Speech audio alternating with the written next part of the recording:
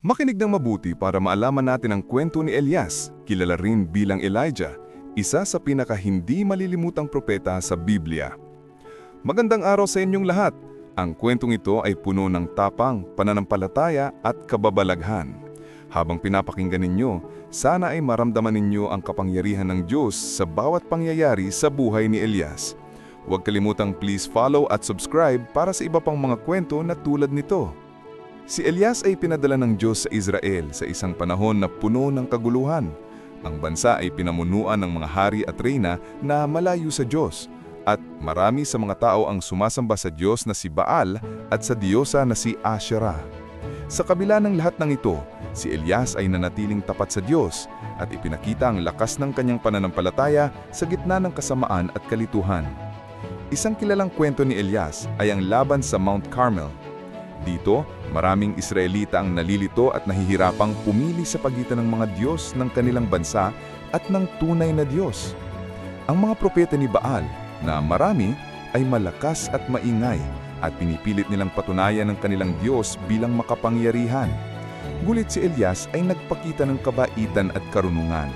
Hindi siya sumugod na galit o natakot, bagkus ay naglatag ng hamon na simple, ngunit puno ng kahulugan. 2 altar, isa para kay Baal at isa para sa Diyos ng Israel. At ang makapagpapadala ng apoy mula sa langit ay ang tunay na Diyos. Ang mga propeta ni Baal ay nagsimula sa kanilang ritual. Sumayaw sila, sumigaw, at kahit na hinihiwa-hiwa ang kanilang sarili sa galit at desperation, wala pa rin. Ang ingay ng kanilang sigaw ay umalingaw-ngaw sa bundok, ngunit ang langit ay tahimik. Isang paalala sa atin na kahit gaano tayo kalakas o kaingay sa mundo, ang Diyos ay may sariling paraan at oras upang ipakita ang kanyang kapangyarihan. Pagkatapos, si Elias ay lumapit sa altar ng Diyos. Siya ay tahimik, nagdasal ng buong puso at ipinakita ang kanyang pananampalataya. Panginoon, Diyos ng Abraham, Isaac at Israel, ipakita mo na ikaw ang tunay na Diyos, wika niya. At sa isang nakakamanghang pangyayari, bumagsak ang apoy mula sa langit at sinunog ang handog. Ang lahat ng bato, kahoy at kahit ang tubig na inilagay sa altar ay sinunog ng apoy. Ang mga tao na naroroon ay napuno ng takot, pagkamangha at pananabik. Dito ipinakita ni Elias sa lahat na ang Diyos ng Israel ay buhay, makapangyarihan at karapat-dapat sambahin. Ngunit ang buhay ni Elias ay hindi palaging tagumpay at saya. Matapos ang labanan sa Mount Carmel, nagalit si Haring Ahab at lalo na si Reyna Jezebel dahil pinatigil ni Elias ang impluensya ng kanilang mga Diyos. Sila ay nagbanta na papatayin siya. Dahil sa takot at pangungulila, tumakas si Elias sa disyerto. Doon, sa gitna ng kagubatan at kalungkutan, nakipag-usap siya sa Diyos sa isang maliit na kuweba at nagtanong, "Panginoon, bakit ako? Ako lamang bang natirang tapat sa iyo? Bakit ako nag-iisa sa pagtupad ng iyong layunin?" Dito natin makikita ang isa sa pinakamagagandang aral sa kwento ni Elias.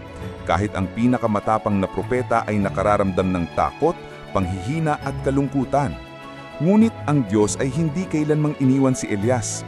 Dumating ang Diyos sa pamamagitan ng isang banayad na hangin, sa katahimikan, sa halip na sa malakas at nakakatakot na kababalaghan. Ipinakita nito na ang tunay na kapangyarihan ng Diyos ay hindi laging nasa kaguluhan o kababalaghan, kundi sa katahimikan, sa panalangin at sa matibay na pananalig. Isa pang nakakamunghang bahagi ng buhay ni Elias ay ang kanyang huling pag-alis mula sa mundo. Hindi siya namatay kung tulad ng ibang tao. Sa halip, dinala siya sa langit sa isang chariot ng apoy, na may mga kabayo rin na nagdadala ng apoy. Ang kahangahangang pag-akit na ito ay simbolo ng pagkakaroon ng Diyos sa kanyang buhay mula simula hanggang wakas. At ang katapatan ni Elias ay pinarangalan ng Diyos sa pinakamataas na paraan. Ang bawat batang Israelita, bawat naniniwala at bawat nagmamahal sa Diyos ay pwede ring matuto mula sa kanyang buhay. Ang kwento ni Elias ay hindi lamang kwento ng kababalaghan at propesiya, kundi kwento rin ito ng pag-asa at inspirasyon. Para sa atin ngayon, ito ay paalala na sa bawat hamon ng buhay, sa bawat laban at pangungulila, ang Diyos ay laging kasama natin.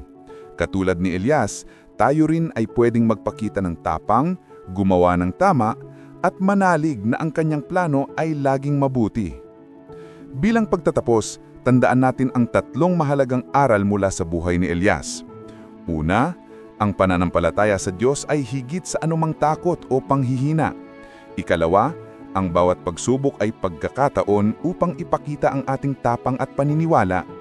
At ikatlo, ang kapangyarihan ng Diyos ay makikita sa katahimikan, sa panalangin, at sa katatagang tapat sa Kanya. Salamat sa pakikinig ng kwento ni Elias, mula sa kanyang mga propesiya, sa laban sa Mount Carmel, hanggang sa kanyang pag-akyat sa chariot ng apoy. Huwag kalimutang please follow at subscribe para sa iba pang nakaka-inspire na kwento mula sa Biblia at sa buhay ng mga dakilang propeta.